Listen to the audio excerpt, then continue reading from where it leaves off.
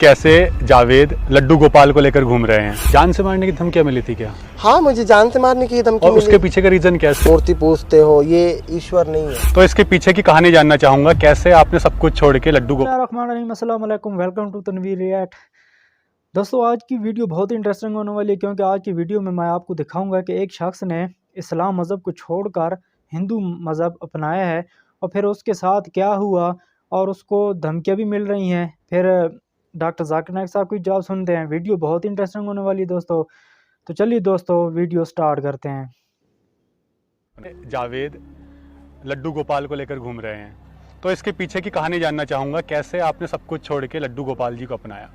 भैया, सबसे पहले तो मैंने तो अपनाने वाला ना, इंसान के अंदर इतनी क्षमता ही नहीं है कि वो भगवान को अपना सके जी। मेरा मानना ऐसा है। और ठाकुर जी की जहाँ तक की बात आती है तो ठाकुर जी तो आपको पता है इतने मनमोहक हैं, सभी के मन मोह लेते हैं, सभी के दिलों पे डाका डाल देते हैं और उनके दिलों को लूट लेते हैं। उनमें से मैं भी एक हूँ, उन्होंने ही मुझे लूटा है। दो लोग आए मेरे दरवाजे पे, आने के बाद मेरे दरवाज़ा खटखटाया। मैं एक्चुअली इंस्टाग्राम पे लाइव था, मैं उस टाइम पे मैं इंस्टाग्राम पे लाइव था, तो बात चल रही थी, वैसे लोग बात करते हैं जैसे सब लोग, तो वही बात चली। तो उन्होंने मेरा दरवाज़ा खटखटाया, मैंने खोला कि हाँ जी भैया क्या हुआ, तो हमें आपसे मिलने आना है। मैंने कहा मैं तो सनातन से हूँ, तो आप लोग क्यों मिलने आए हो मुझसे?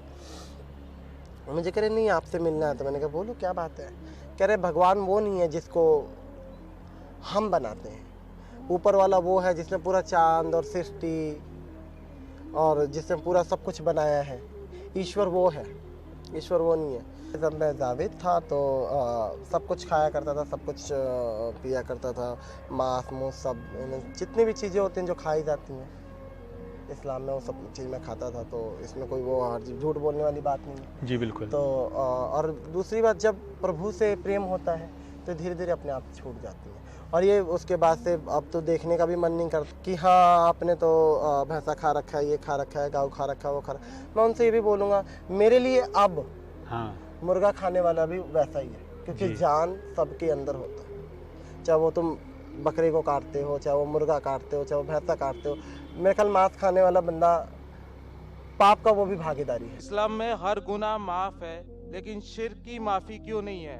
अगर इंसान कत्ल करता है उसे माफी है, जिना करता है उसे माफी है, लेकिन शिर्क की माफी क्यों नहीं है? वैसे आपका सवाल है कि इस्लाम में सारे गुनाह की माफ़ी है, शिर्क की नहीं। कत्ल करता है माफ़ी है, जिना करता है माफ़ी है, शिर्क की माफ़ी क्यों नहीं? आप कुरान मजीद के बारे में जिक्र कर रहे जो सूरह निसा में है, सूरह नंबर 4 आयत नंबर 48 और आयत नंबर 116। इन दो आयतों में सूरह निसा सूरह नंबर 4 में लिखा है कि अगर अल्लाह चाहे तो कोई भी गुनाह को माफ कर सकता है, लेकिन शिर्क को कभी नहीं माफ करेगा, क्योंकि जो शिर्क किया है वो बहुत भटक चुका है। तो इसमें यह नहीं लिखा है कि आप जिना करेंगे तो माफ करेगा ही, कर सकता है अगर आप तौबा करेंगे तो। अगर आप तौबा करते हैं कि मैंने जिना किया हूं, मैंने कत्ल किया हूं, मुझे माफ कर दे और इंशाल्लाह मैं आइंदा नहीं करूंगा, तो अल्लाह माफ करेगा। उसी तरीके से शिर्क भी, अगर आप शिर्क करते हैं और अल्लाह से माफी मांगते हैं कि मैं अगली बार शिर्क नहीं करूंगा, तो अल्लाह शिर्क को भी माफ कर सकता है। लेकिन शिर्क की हालत में मरेंगे तो माफी नहीं है, आप मुशरिक जैसा मरेंगे। शिर्क करते हुए मरेंगे तो माफी नहीं। अगर आपने शिर्क किया, लाइक आज आप देख रहे हैं, कल भी परसों भी कितने गैर मुस्लिम बुत परस्ती करते थे, शिर्क करते थे, मूर्ति पूजा करते थे, अभी मुस्लिम बन गए। अल्लाह ताला बेशक माफ करेगा। और जिस दिन आप इस्लाम कबूल किए, आपके पिछले गुनाह सारे माफ, आपका स्लेट क्लीन।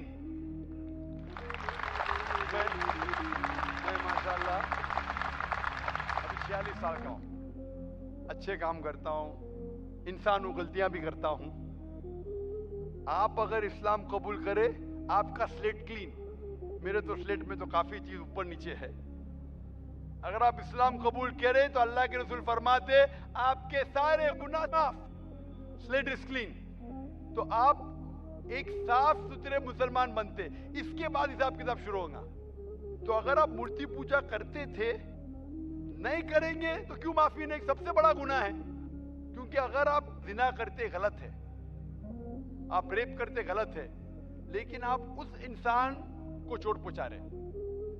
आप अगर कत्ल करते गलत करते, लेकिन अगर मूर्ति पूजा करते तो उस खालिक के नाफरमान हैं, उस खालिक को गाली देने से फर्क नहीं पड़ता है। लेकिन अगर आप उस खालिक को गाली देंगे तो उसके अहकामात पे कैसे अमल करेंगे? आप उसके बताए रास्ते पे भी नहीं चलेंगे, आपका नुकसान होगा। तो आपके नुकसान को रोकने के लिए खुदा कहता है कि मूर्ति पूजा मत करो, कि मूर्ति पूजा करेंगे तो आप उसके जो अहकामात पे अमल नहीं करेंगे, आपको नुकसान होगा, उसके साथ साथ और भी गुनाह करेंगे। इसीलिए मूर्ति पूजा करने वाला सबसे ज्यादा बहका हुआ इंसान है। लेकिन अगर आप गलती के लिए माफी मांगते हैं और कहेंगे कि अगली बार नहीं करेंगे तो अल्लाह ताला आपको माफ करेगा। मैं पूछना चाहता हूँ, आप मूर्ति पूजा में मानते हैं भाई साहब? जी मानते हैं? क्यों, आपको लगता नहीं गलत है? आप क्या हिंदू है? जी आपके मजहबी किताब में लिखा है छंदोग्य उपनिषद में चैप्टर नंबर 6 अध्याय नंबर 2 श्लोक नंबर 1, एकम एविदित्यम, खुदा एक है, उसके अलावा कोई नहीं है। लिखा है श्वेताश्वेतार उपनिषद में अध्याय नंबर 6 मंत्र नंबर 9, नाचस्य कस्य जनिता न चदीपा, उस ईश्वर, उस भगवान का कोई रब नहीं, उसके कोई वालदेन नहीं। लिखा है श्वेताश्वेतार उपनिषद में चैप्टर नंबर 4 मंत्र नंबर 19 में, न तस्य प्रतिमा अस्ति, उस ईश्वर, उस भगवान की कोई प्रतिमा नहीं, कोई अक्ष नहीं, कोई पिक्चर नहीं, कोई पेंटिंग नहीं, कोई फोटोग्राफ नहीं, कोई मूर्ति नहीं, कोई बुत नहीं।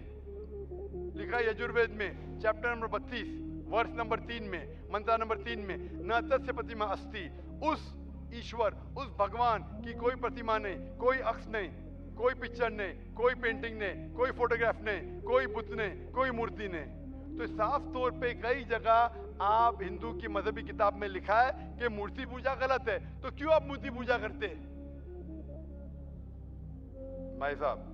जी, इस बारे में मुझे सही तालीम नहीं है, मुझे थोड़ा वक्त चाहिए। मैं इतने हवाले दे रहा हूँ कि आपको लगता है कि मैं फेंकते जा रहा हूँ, हवाले के हवाले दे रहा हूँ। आप नोट कीजिए, जी आप लाइब्रेरी में जाइए, आपको वेद नहीं मिलता है तो हमारी लाइब्रेरी में जाओ, इस्लामिक रिसर्च फाउंडेशन। हमारे इस्लामिक रिसर्च फाउंडेशन में आपको वेद का तर्जुमा मिलेगा, महाभारत का तर्जुमा मिलेगा, भगवत गीता के कम से कम 30 तर्जुमे मिलेंगे, बाइबल मिलेगा, बाइबल का तर्जुमा मिलेगा, कुरान का तर्जुमा मिलेगा, हदीस का तर्जुमा मिलेगा। मैं नहीं जानता हूँ कहीं भी हिंदुस्तान में इतने मजहबी किताब का तर्जुमा मौजूद है।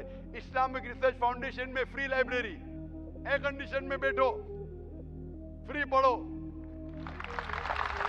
इंशाअल्लाह आपको चाय पानी भी दूंगा मैं। चाय पानी रिश्वत नहीं है, तो क्या आप ठंडे दिमाग से, कभी ठंडा दूंगा कभी चाय पानी, तो आप अच्छे दिमाग से रिसर्च कीजिए।